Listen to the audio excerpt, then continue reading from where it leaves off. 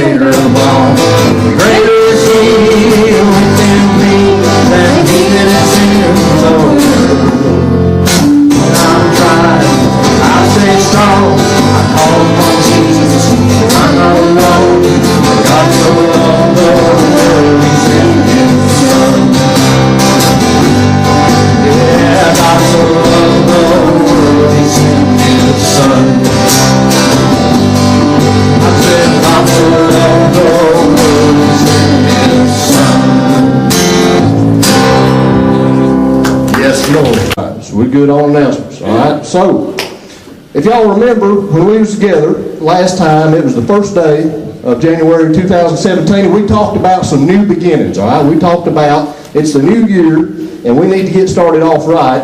And we started with the beginning of our ministry, of the ministry of our Lord and Savior, Jesus Christ, in John chapter 2, all right?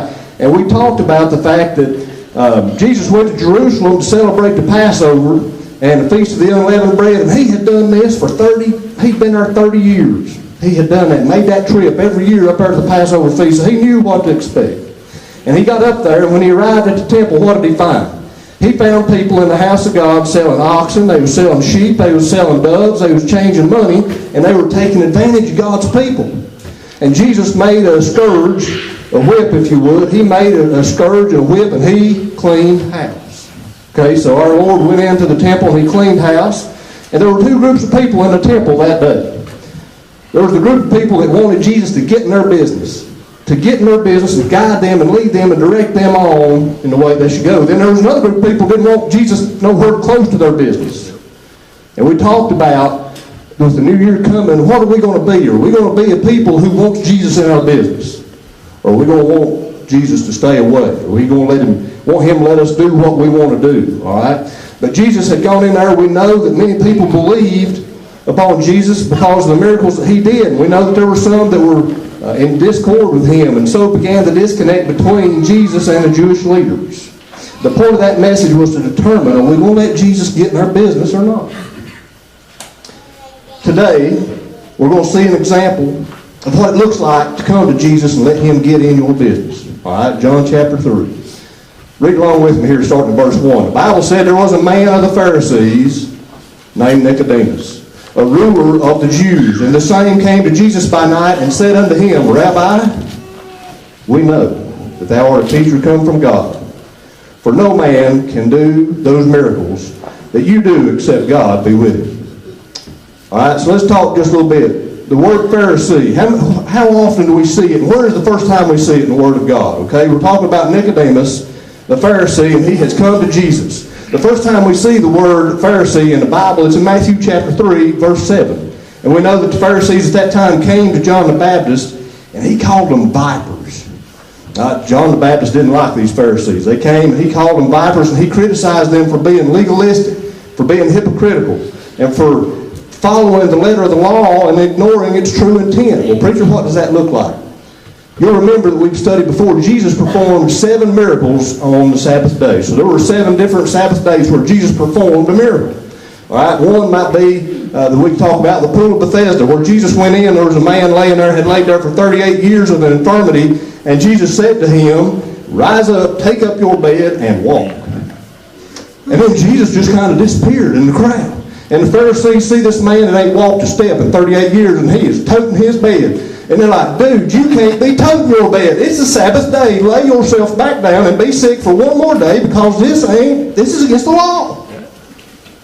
Okay? The Pharisees were that group of people who would follow the law right up to the edge. They knew that the law said to love thy neighbor as yourself. Okay? But they knew the law, but they were not willing to allow something like carrying a bed to get in the way of their legalistic ways. Okay? They were hypocrites. That's right. We might think about it again when Jesus healed the man with the withered hand. The withered hand, the man is standing there in the temple, and Jesus is looking at him. Everybody looks at this man because he's different. And he's standing there, he got a hand he can't use. And all the Pharisees are looking at Jesus, and they're wanting to know, is he going to heal this guy on the Sabbath day? Because that's against the law. Jesus didn't care about the law. Jesus said, reach out your hand, and the Bible says it was restored as like the other. So he not only had the hand restored where he could use it, but it was restored like the other one. He had two hands. We talked about it, man. He could all of a sudden, he could nail with two hands. Right? He could text with two hands. He could do everything he wanted to do with two hands. But the Pharisees were not happy. Jesus has healed somebody else on the Sabbath day. That's against the law. You can't do that. And Jesus asked them, he said, now how many of y'all, if you had a sheep fall in a pit, you wouldn't reach down on the Sabbath day and get that dude out, but you tell me I can't heal a man on the Sabbath day? That's who these Pharisees are. Okay, so that's the first time we see them there in Matthew 3, verse 7. Second time we see them in John chapter 1, verse 24.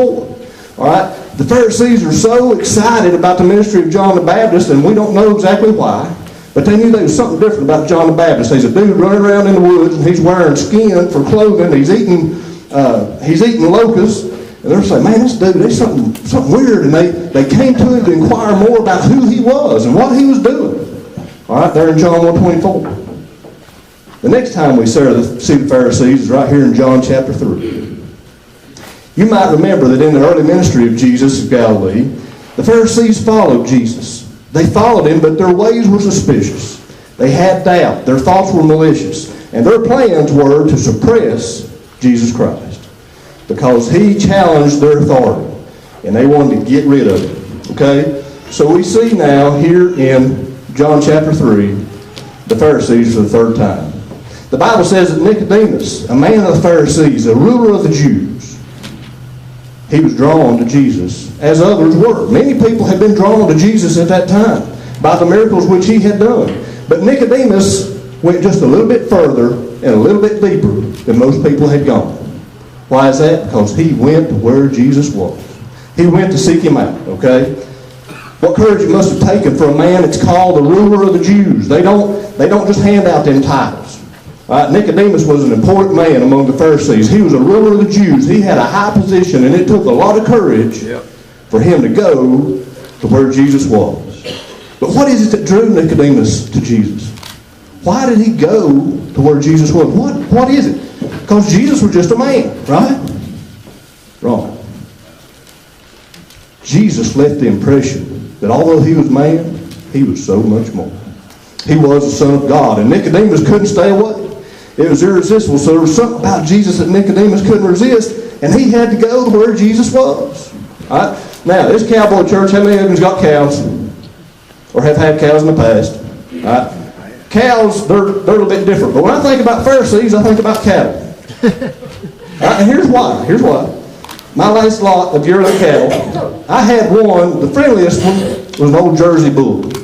And he was the kind of fella, man, when we walked out into the pasture or to the arena, he couldn't help himself. He had to come and see what was going on.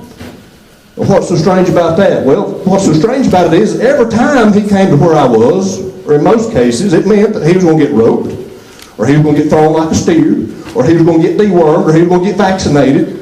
Something was going to happen that he wasn't going to enjoy, but he couldn't help himself. He had to come to where we were. Why? Because he knew the only way he was going to get grain fed was to come to where we were. Now, there's a couple of fellas, that Jersey bull reminds me of old Nicodemus, man. He just couldn't stand it. He had to go to where Jesus was, because he knew that was the only way. But I had a couple of other Yearlings, they were different. See, I could go out in the arena or out in the pasture. I could throw a bucket of feed in the feeder. I could drag the feeder up and down the road. I could throw out good hay. I could holler. I could whistle. They wouldn't come. They're going to stand way over yonder, and they're going to wait until I'm gone before they come. They just ain't coming. They more like them other Pharisees that old Nicodemus hung out with. They were suspicious. They had doubt in their mind. They're like, no, we ain't going to Jesus because something bad going to happen if we go over there. Okay? So when I think about Pharisees, I think about Cowboy. Well, let's think about this just a second. Nicodemus, as a Pharisee, he wasn't much of a secret keeper. He couldn't keep a secret. He let the cat out of the bag, and we know that because the Bible says Nicodemus went to Jesus, and he said, Rabbi, we know thou art a teacher come from God, for no man can do these miracles that thou doest except God be with thee. Nicodemus was not a real good secret keeper, all right? There's no way that you could do the things. Jesus says something different about you. There's something that makes you stand out from all others. There's something different about you, Jesus. And we know it. We all know it. Jesus, we have been over yonder at the Sanhedrin, and we've been talking about you, and we know that you're different. We know that you are God sent. We know that you're sent from God, and that there's something different. But he said, I'm the only one that's courageous enough to come to you and let you get in my business. Nicodemus left all his buddies, left all his peers, and he went to Jesus, and he said, we know who you are. All right, so we've established on Nicodemus, he's curious, he's courageous, he's daring, he's different, okay? But let's switch gears for a moment. I always talk about Nicodemus coming to Jesus. Did Nicodemus come to Jesus during the day? No. He didn't come to Jesus during the day. When did he come? The Bible says that there was a man of the Pharisees named Nicodemus, ruler of Jews, and the same came to Jesus by night. Okay? Why did he come to Jesus at night? Was he afraid of Jesus and his disciples? No. You know who he was afraid of? His friends and his peers. That's right. Hey, y'all, don't let your friends and your peers keep you away from Jesus. Okay?